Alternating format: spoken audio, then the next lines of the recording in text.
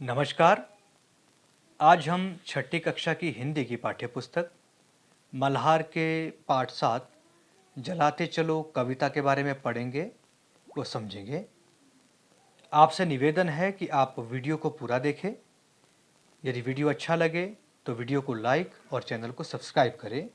तो आइए आज का वीडियो शुरू करते हैं। जलाते चलो जो कविता है उसे द्वारिका प्रसाद माहेश्वरी जी ने लिखा है। इस कविता का मुख्य उद्देश्य विपरीत परिस्थितियों में आशा, ज्ञान और निरंतर संघर्ष की भावना को बनाए रखने की बात कवि ने कही है। तो कविता को शुरू करते हैं। जलाते चलो।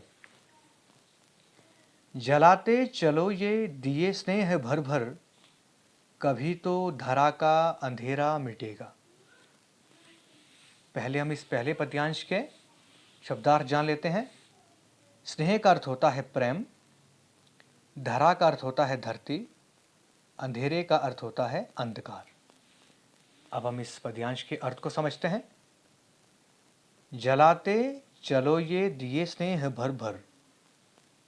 इस पंक्ति में कवि कहना चाहता है कि हमें दिए को जलाते रहना चाहिए और उसमें प्रेम भी भरते रहना चाहिए।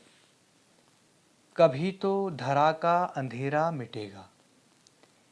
इस पंक्ति में कवि कहता है कि कभी ना कभी तो धरती का जो अंधकार है वो मिट जाएगा, अर्थात दिए रूपी ज्ञान के जलने से या ज्ञान रूपी दिए के जलने से जो अज्ञान रूपी जो अंधकार है वो मिट जाएगा, समाप्त हो जाएगा।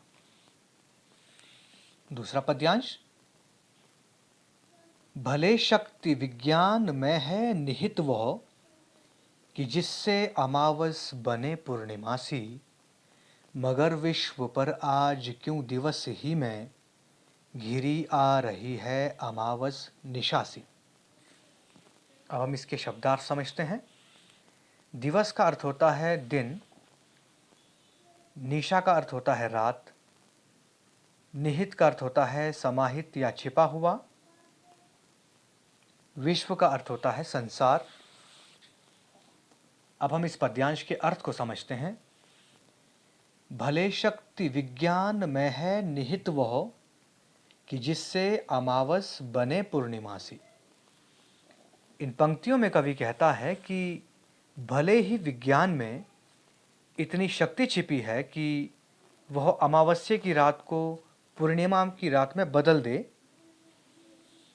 मगर विश्व पर आज क्यों दिवस ही में घिरी आ रही है अमावस निशासी। साथ ही साथ इन पंक्तियों में कवि कहता है कि फिर भी आज विश्व में दिन के समय ही अमावस्या की रात घिर रही है, अर्थात छा रही है। तीसरा पद्यांश। बिना स्नेह विद्युत दिए जल रहे हैं जो, बुझाओ इन्हें यूं न पथ मिल सकेगा।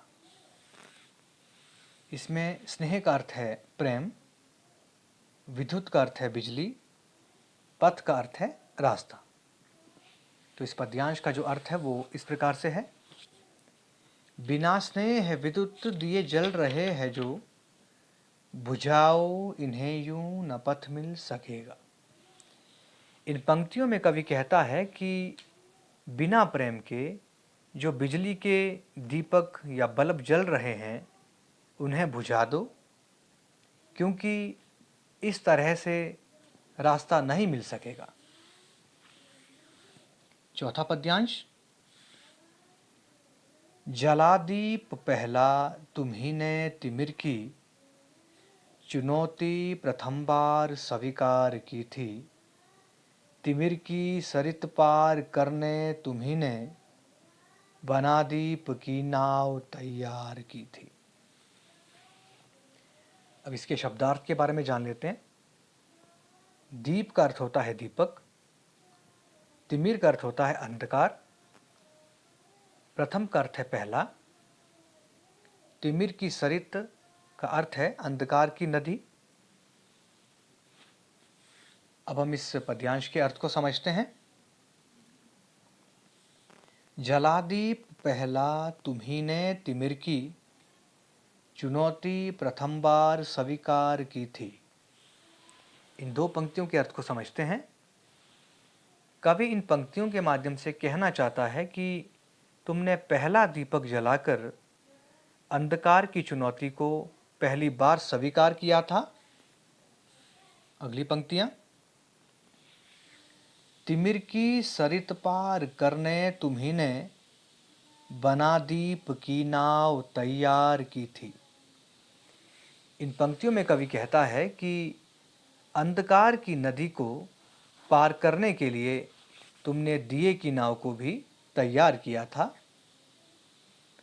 अर्थात इसमें भी कवि दीप यानी कि दीपक के माध्यम से अज्ञान रूपी अंधकार को दूर करने की बात कह रहा है। अगला पद्यांश, बहाते चलो नाव तुम वह निरंतर, कभी तो तिमिर का किनारा मिलेगा। इसके शब्दार्थ को समझते हैं। नाव मतलब नौका, निरंतर का अर्थ होता है लगातार, तिमिर का अर्थ होता है अंधकार। अब हम इस पद्यांश के अर्थ को समझते हैं। बहाते चलो नाव तुम हो वह निरंतर, कभी तो तिमिर का किनारा मिलेगा। इन पंक्तियों में कवि कहता है कि तुम दिए की नाव को लगातार बहाते रहो, कभी ना कभी तो तुम्हें अंधकार का किनारा जरूर मिलेगा। अगला पद्यांश, युगों से तुम्ही ने तिमिर की शिला पर, दिए अनगिनत है निरंतर जलाए, समय साक्षी है कि जलते हुए दीप, अनगिन तुम्हारे पवन ने बुझाए। अब इस पद्यांश के शब्दार्थ को समझते हैं। युगों का अर्थ होता है सदियों, तिमिर का अर्थ है अंधकार, शीला का अर्थ है चट्टान, अनगिनत का अर्थ है असंख्य, निरंतर का अर्थ है लगातार, साक्षी का अर्थ है गवाह, दीप का अर्थ है दीपक, अनगिन का अर्थ है असंख्य, पवन का अर्थ है हवा। अब हम इस पद्यांश के अर्थ को समझते हैं।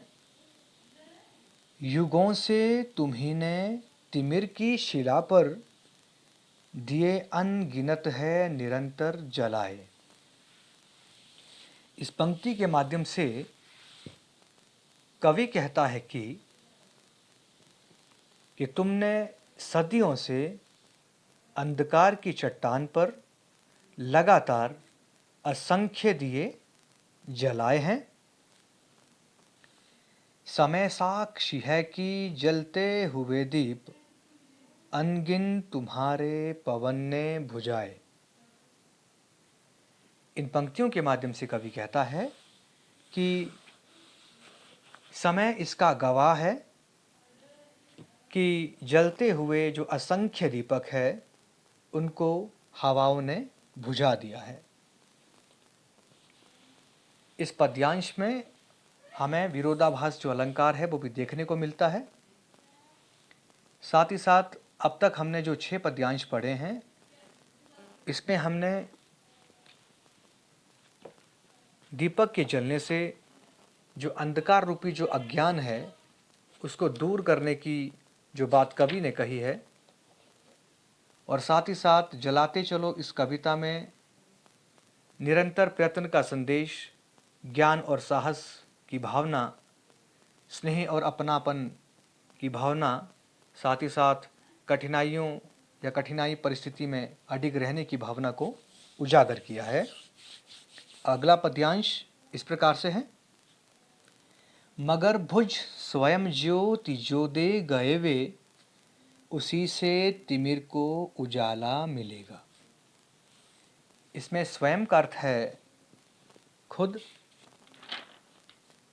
ज्योति का अर्थ है रोशनी, तिमिर का अर्थ है अंधकार और उजाला इसका अर्थ है रोशनी।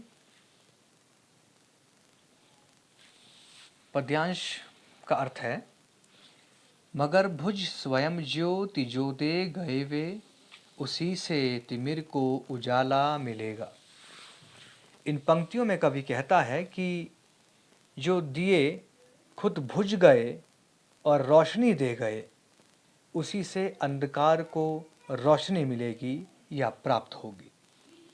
अगला पद्यांश, दिए और तूफान की यह कहानी, चली आ रही और चलती रहेगी, जली जो प्रथम बार लौ दीप की, स्वर्ण सी जल रही और जलती रहेगी। इसमें जो शब्दार्थ है, जली का अर्थ है जलन, प्रथम का अर्थ है पहला, लौ का अर्थ है ज्योति, स्वर्ण का अर्थ है सोने की। इस पद्यांश का अर्थ है दिए और तूफान की यह कहानी, चली आ रही और चलती रहेगी। इन पंक्तियों में कवि कहता है कि दिए और तूफान की यह कहानी सदियों से चली आ रही है और आगे भी चलती रहेगी। जली जो प्रथम बार लौ दीप की, स्वर्ण सी जल रही और जलती रहेगी। इसमें कवि कहता है इन पंक्तियों में कि जो दिए की ज्योति है वो सबसे पहले जली थी, वह सोने की तरह जल रही है और हमेशा जलती रहेगी। अगला पद्यांश, रहेगा धरा पर दिया एक भी यदि, कभी तो निशा को सवेरा मिलेगा। इसमें धरा का अर्थ है धरती, दिया का अर्थ है दीपक, निशा का अर्थ है रात और सवेरा का अर्थ है सुबह। इस पद्यांश का अर्थ है रहेगा धरा पर दिया एक भी यदि, कभी तो निशा को सवेरा मिलेगा। इन पंक्तियों के माध्यम से कवि कहता है कि यदि धरती पर एक भी दीपक जलता रहेगा तो कभी ना कभी तो रात सुबह में बदल जाएगी, अर्थात बुराई अच्छाई में परिवर्तित हो जाएगी।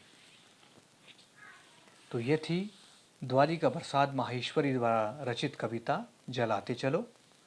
अब हम थोड़ा सा कवि परिचय भी देख लेते हैं। अभी आपने जो कविता पढ़ी है उसे हिंदी के प्रसिद्ध कवि द्वारिका प्रसाद माहेश्वरी ने लिखा है। बाल साहित्य के चर्चित रचनाकारों में द्वारिका प्रसाद माहेश्वरी का नाम प्रमुखता से लिया जाता है। उन्होंने बच्चों के लिए बहुत सी रचनाएं लिखी है। उनके द्वारा लिखित हम सब सुमन एक उपवन के जैसे गीत आज भी लोकप्रिय है। तो जलाते चलो जो कविता है, इस कविता के माध्यम से कवि द्वारिका प्रसाद माहेश्वरी जी ने इस कविता का मुख्य जो उद्देश्य है उसमें निरंतर प्रयत्न का संदेश दिया है, ज्ञान और साहस की भावना को बढ़ाने की बात की है, स्नेह और अपनापन जो भाव है इसे भी उजागर करने की बात की है और कठिनाइयाँ या कठिन परिस्थितियों में अडिग रहने की बात की है। और साथ ही साथ इस कविता का जो मुख्य उद्देश्य कवि ने बताया है वो यह है कि विपरीत परिस्थितियों में जो आपकी आशा है, जो आपका ज्ञान है और जो आपका निरंतर संघर्ष है, आपको उस भावना को हमेशा बनाए रखना है, तभी इस कविता में जो बताया गया उद्देश्य है उसे पूरा किया जा सकता है। जलाते चलो जो कविता है इसमें दिए के माध्यम से अंधकार को मिटाने की बात की है और साथ ही साथ इस कविता में कवि ने निरंतर संघर्ष करने की बात को उजागर किया है। और आपको काव्य शिल्प की दृष्टि से आप इसमें देखेंगे कि कवि ने जो शब्द है तत्सम तद्भव शब्दों का इसमें इस्तेमाल किया है। भाषा खड़ी बोली या हिंदी भाषा का इस्तेमाल किया है। गुण की बात करें तो इसमें औज गुण और प्रसाद गुण भी देखने को मिलता है। अलंकार में रूपक, विरोधाभास और अनुप्रास अलंकार इसमें दिखाया गया है। और साथ ही साथ छंद इसमें मुक्त छंद है या गेय छंद है। और रस की बात करें तो इस कविता में कवि ने शांत रस और वीर रस को भी प्रदर्शित किया है। तो ये कविता बहुत अच्छी तरह से प्रस्तुत की गई है। धन्यवाद।